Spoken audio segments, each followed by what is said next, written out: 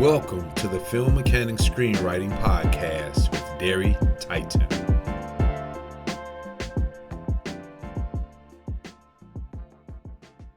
Welcome everyone to the Film Mechanic Screenwriting Podcast. Today I have with me none other than the great Sade Sellers.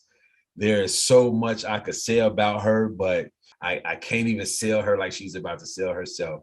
Tell us who you are, Sade. So I'm Sade. I am a screenwriter, producer, and director. I live in Burbank, California.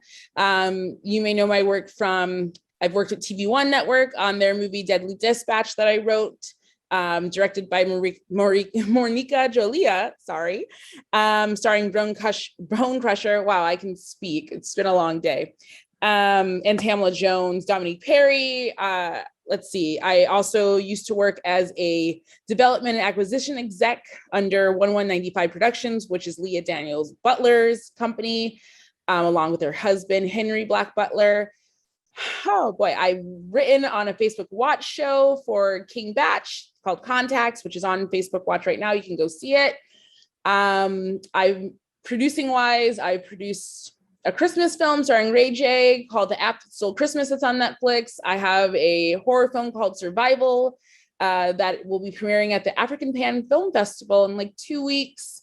And last year, I also produced a horror film called Hawaii Vacation that actually just wrapped last week, and hopefully we'll be moving to editing very soon. And currently, I am a writer at Wandery Podcast for their show True Love, which is a Black romance series. So I actually just got my contract in the email today for the 7th season. I finished writing the 5th season about a month ago, and now they're bringing me back for season 7, which I'm really grateful about. And I'm also looking to produce some more projects at the end of the year. And I know there's more. I'm founder of Social Ripple Effect, a nonprofit that started during the Black Lives Matter movement and has progressed into a voter registration awareness group, but also now we go around different places in Los Angeles and pick up boxes of unused clothing that these stores basically are going to throw away in the trash, and then we repurpose them to the community, to the homeless community, the unsheltered community, to LGBTQ focus houses and shelters, and we just try to give our resources where we can. And I do that, and I'm a mother of a dog. I'm a dog mom of Mejan, and that's it. Man. That was a long intro because I can't find words for some reason. I guess I need to take a sip of water. That list is perfect because so many writers want to get to exactly where you are. You understand? Yeah, it's so sweet that you asked me to intro myself, because as I'm listing these things, I missed a few. I have them now, but I missed a few. You don't realize, or at least I didn't realize, how much I've actually done until you like say them out loud. Mm-hmm. And because I always sit here with the imposter syndrome, right? Every time like I'm in between a job or I don't get a job and I go, oh my gosh, I don't have experience. And then I list it out and I go, oh yeah, I've done stuff. Mm-hmm. Like, I guess I can do this. So here's what I heard. I'm an accomplished writer, producer who is working, who is consciously aware that I have to go to the next job. But at times I have imposter syndrome. Wow. Right? Yeah. It's really crazy how it happens, because every job feels like it was a fluke. You know, like, oh, they liked me, but I'm not like, it's so funny. I was talking about how I'm coming back to Wandery to write season 7 of their show. When I was writing season 5, I thought they hated me the entire time. I would go to my writers group on every Sunday. I meet with a group of women and on Zoom, and we go over our work. And I told them every week for like 6 months, I was like, they don't like me. I don't know how to write. I'm the worst writer they've ever hired. They hate me. They'll never hire me back. And then 2 weeks ago, out of the blue, they emailed like, we'd like to have you back for season 7. And I was like, why? I'm like, oh, we liked your work. You know, you talk yourself out of things just because people give you critiques, which is normal, like in life. Yeah. And you talk yourself out of it because you think criticism is personal when it's not. It's just about getting what's best for the project done. And I know this, but it just somehow, when it comes to writing, it hurts a little bit more. Like when someone critiques my fashion or my hair, I don't care about things like that, right? Because that seems so topical to me. But my writing is like, I never went to film school. I'm not studied. So I always feel like a little weaker in that area. I'm a self-taught person. So when someone points out a technique or something like that, I take it a little bit more personally. I didn't know you didn't go to film school. No. So that is, I love to hear that. And I'm pretty sure everyone that's listening is like really, like they cannot believe that that is possible. But that is how every single step of the way for every writer or producer or director or someone in the industry, they took their own separate path. And this path is one that is very doable. Now we get to the question. Okay, I'm ready. First question is, to structure or not to structure? To structure, not to structure your scripts. So I think structure is very important, especially if you're a genre writer. The only way horror works is if you understand the structure of tension and release, right? Without that, horror is not effective. You can't just throw a bunch of jump scares in there. It's the same thing for romance, right? On the opposite end, and comedy is all about tension and release, or jokes and then, a relief moment. So I think structure is important. I think like everything in screenwriting, you learn the basics. But you don't adhere yourself from writing because you're so stuck on the structure. Like, get the script done. What you don't know, you can Google it, you can look it up, you can ask questions, but get it done. I know I've learned from Shonda Rhimes, if there's ever a moment in my script where I'm not sure of a dialogue, or I'm not sure of a word or an action, or how to structure something, I just put it in caps and I say, I'm going to come back to this. And I keep moving forward. I think a lot of people can stop themselves because they're so tripped up on how overwhelming structure can be. Just keep going. I'm going to come back to this. I'm going to figure out how to write this out, but we're going to keep going with what I do know, at the time. So yes, you should structure. The irony of what you're saying is, not only do you structure, but one of the things that you said was you put it in big caps and come back to it, right? Yeah. So once you already have found the discovery component of it, the second question is, it deals with the biggest issues with you and rewriting.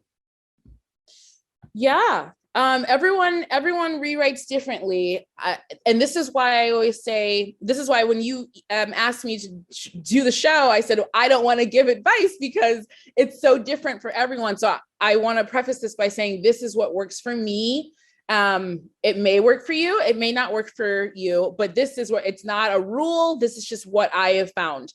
I have found for me, when it comes to rewriting, I cannot continue my script until I've read up into what I've done the day before, because I need to understand the momentum that I was in. And also I'm kind of slightly editing as I go, which a lot of people will say, don't do that. Don't go back, just continue. I'm just not that person. I like to go back and read what I did and catch any small typos that I can.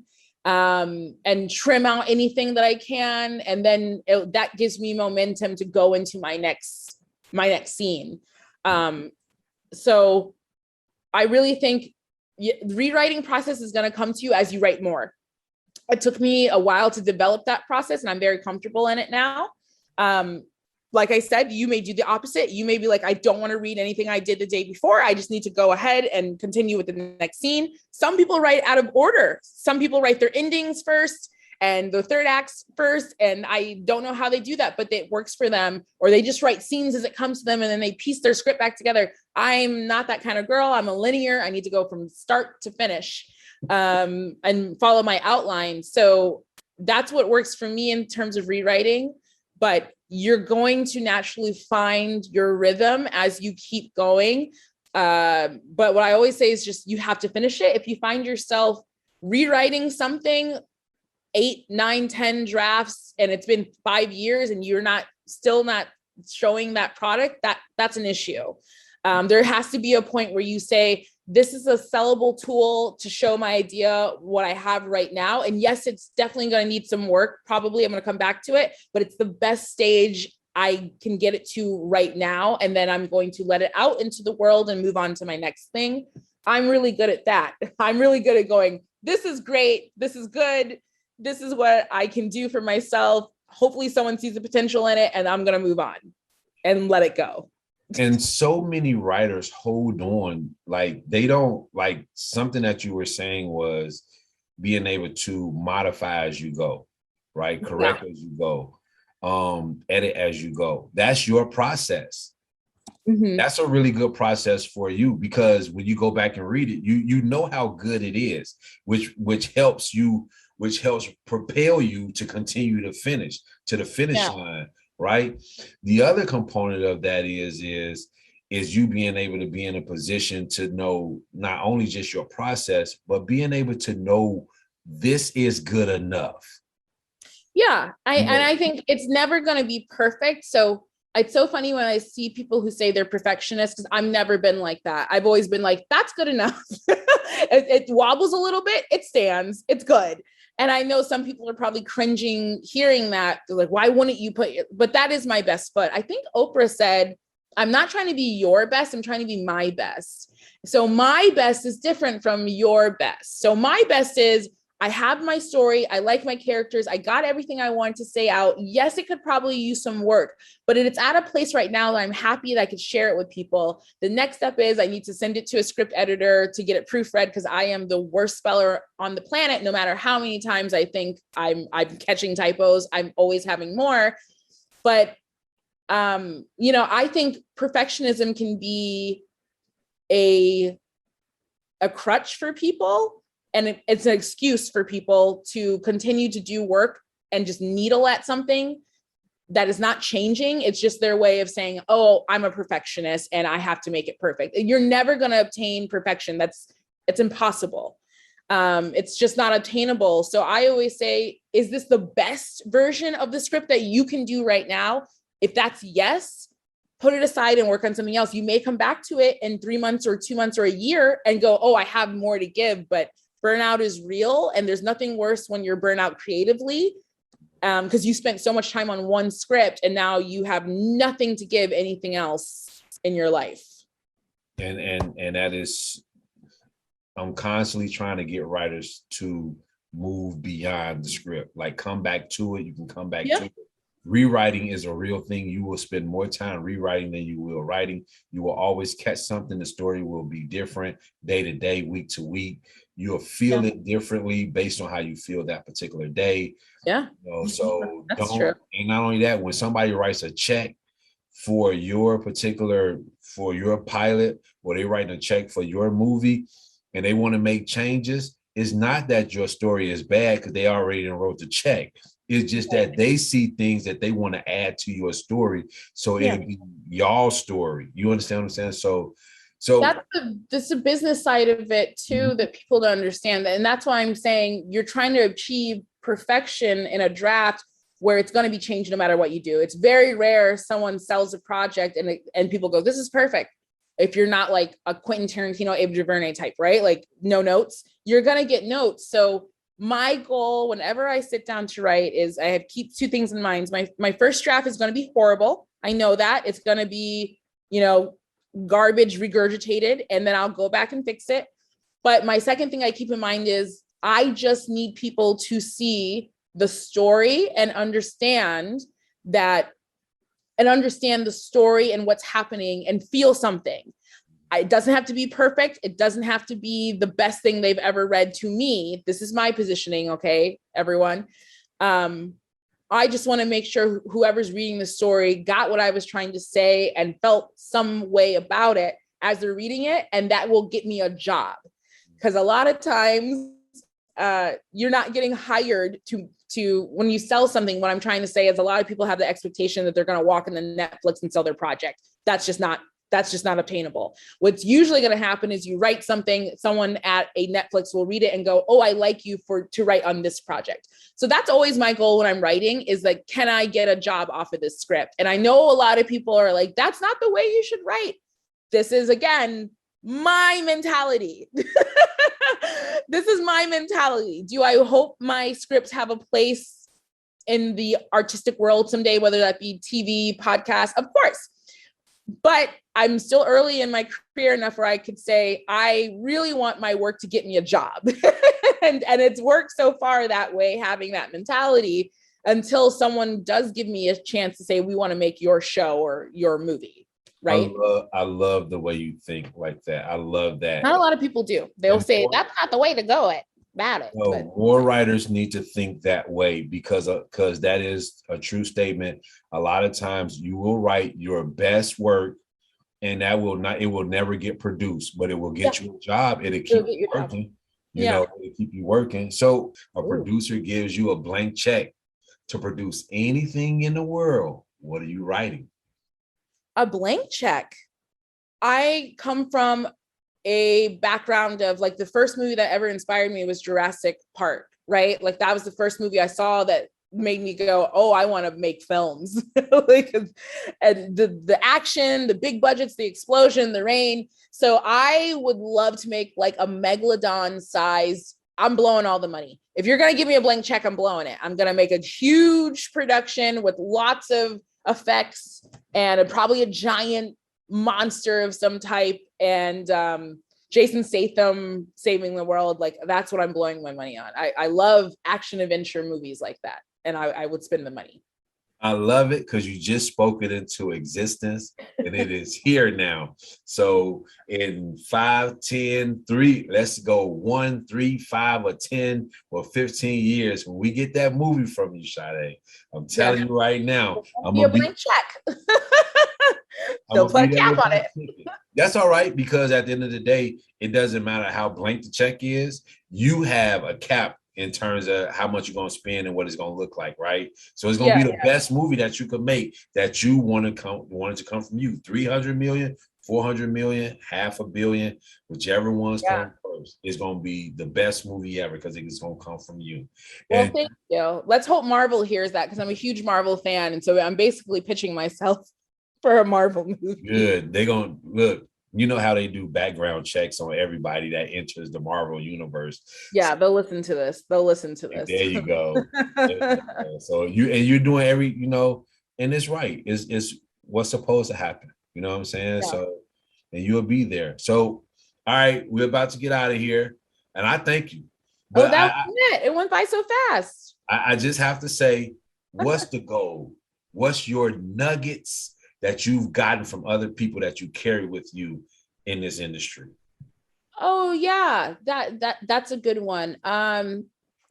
The first one that always sticks with me is not just one for filmmaking, but just for life in general. It comes from my friend Shawnee, and she says, her quote is, "The way it starts is the way it's going to end." So that's in terms of, if you have a bad feeling about someone you're going to work with, or if something's not really going right because people aren't listening, or they're treating you differently on a project in the beginning, it's not going to get better. It may get worse, but that's just the way it's going to be throughout. So I've really used that advice for my intuition when it comes on taking on new projects. I'm like, oh, if it's a little discombobulated, uncommunicative at the start, can I handle this the entire time? Do I want to handle this the entire time, or should I back out now before I get too involved? And that came because I signed on to direct a movie, which I really wanted to do. And literally the day before we were supposed to shoot, we didn't have money because the producers lied. And so I had to drop out of the project. And that really made me mad. But I knew that weeks ahead. I saw the disorganization and I ignored it. And that's when Shawnee said, the way it starts is the way it's going to end. So I always keep that model in the back of my mind. The next one I learned from Leah Daniels Butler. She's a casting director and also a producer. And she's from Philly, so she's blunt. So I'm gonna say this nicer than how she said it. Say it how it is. Say it how it is. Well, she basically said, study. She said, do the work.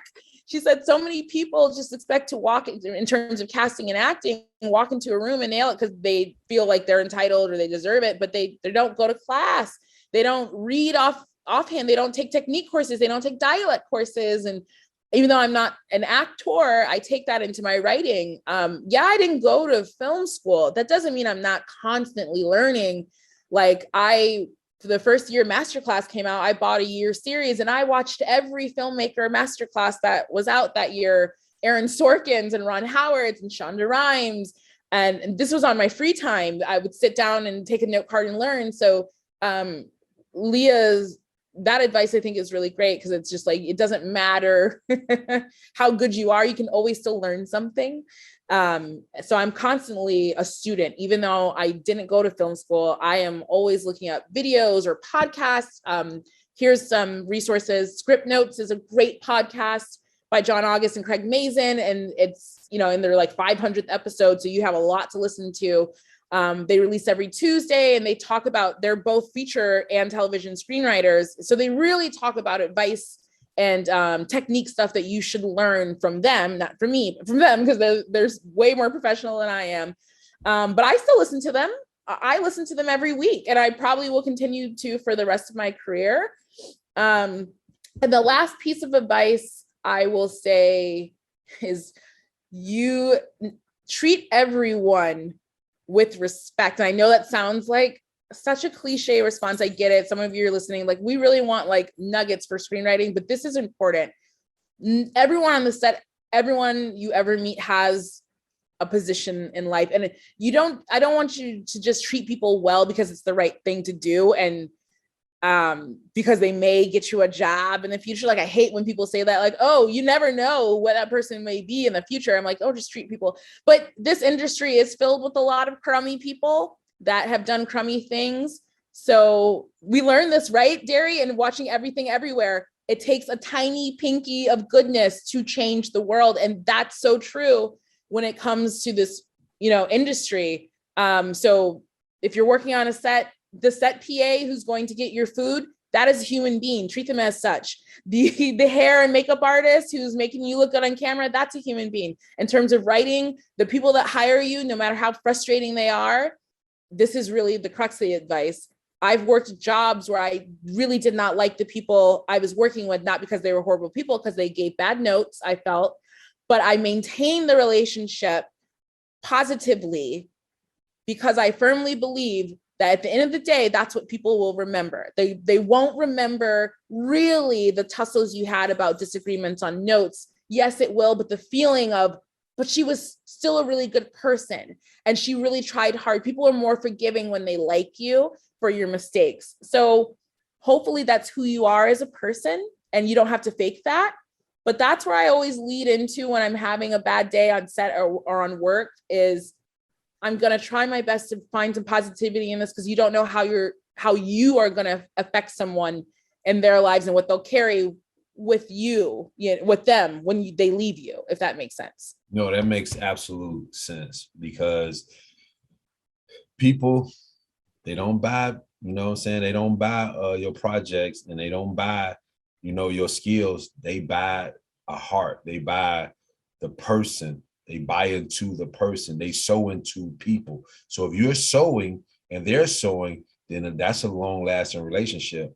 But if you're going in with the idea of possibly gaining something from it, then you're missing the point. So I want to thank everybody for your time, your consideration, for joining the Film Mechanic Screenwriting Podcast today. I would be so remiss if I didn't thank Sade Sellers for spending her time with us and dropping her nuggets. But what is really important in this podcast, more than anything, is that there are people that are out there who are doing what you want to do, and they are doing it on their own terms. So don't think that, it cannot be done.